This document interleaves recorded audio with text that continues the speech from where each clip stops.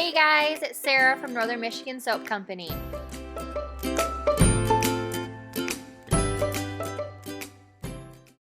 Today we're going to be making melt and pour cherry embeds. So I found this low sweat clear melt and pour soap base on Amazon and I figured I'd give it a try. And so this is what we're going to be using for our cherries today.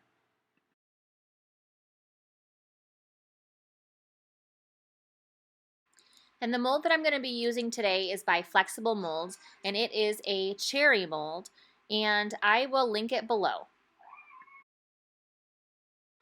And some other molds that just came in are these 9-ball molds, and these I'm going to be using for some other embeds, and I'll have to show you what we're going to do with those in a future video.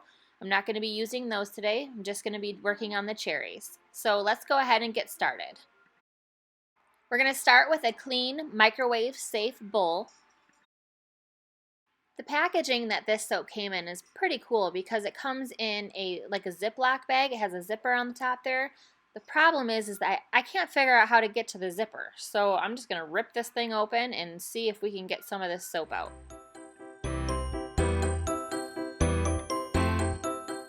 Being a resealable package is a really good idea, but you have to be able to open it.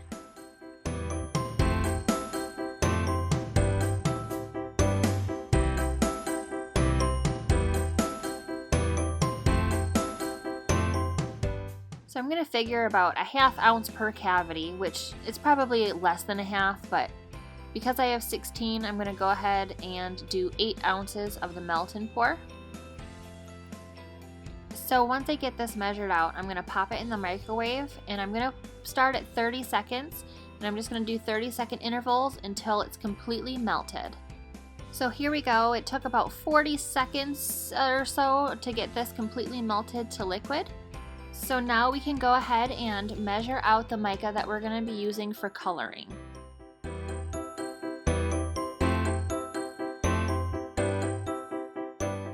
The color that I'm going to be using today for the cherries is the really red mica, and that is from Nurture Soap.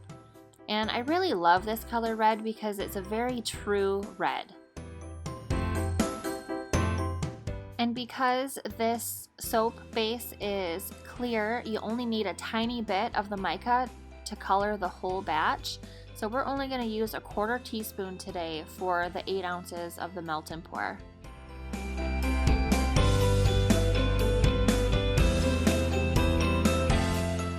And once again, this is my favorite tool, my little mini mixer, and I use this for mixing up the colors. And using my mini mixer, it really helps blend in the color really well so there's no clumps in this soap. And you can see that this tiny bit of the mica really colors the entire batch a really, really pretty red. So I am causing quite a bit of air to bubble up in this soap. So I'm going to use my rubbing alcohol, and that's going to help pop all these bubbles. This looks to be about the color that I'm looking for, so I'm going to go ahead and make myself a single cherry just to make sure that it's the right color, the color that I'm looking for. Here we go, this cherry is done, and that looks like a pretty good tart cherry to me. So let's go ahead and pour the rest.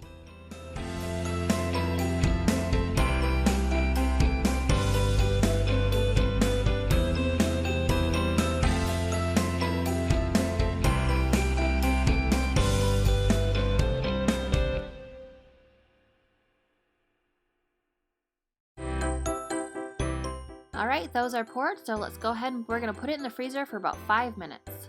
So I sort of made a pretty good mess of these, but once I get them out, then I'll go ahead and clean up all the edges.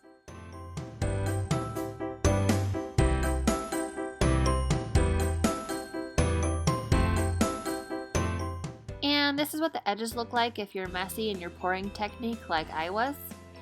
But it's not the end of the world either. It's a pretty simple fix to get the edges all cleaned up. It really is just a time-consuming process.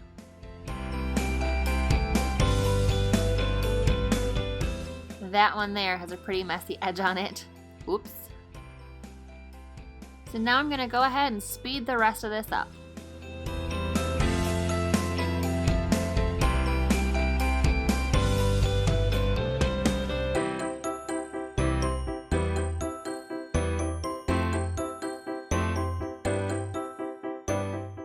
So it's pretty difficult to get all these cherries out of this mold, but isn't it a beautiful cherry? I mean, the detail is just amazing.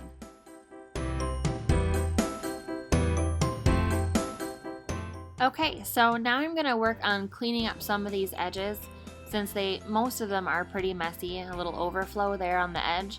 So all I'm going to do is I'm going to take my fingernail and I'm just kind of going to dig it in and scrape it all the way around.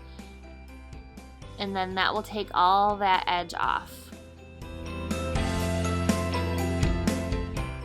And the bottoms here don't have to be perfect because these are going to actually be in the soap.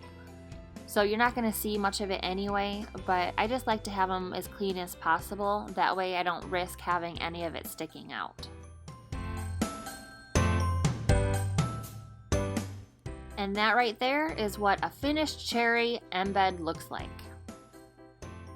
And that's all for today, guys. If you like this video, please give it a thumbs up and please subscribe. And we'll see you next time.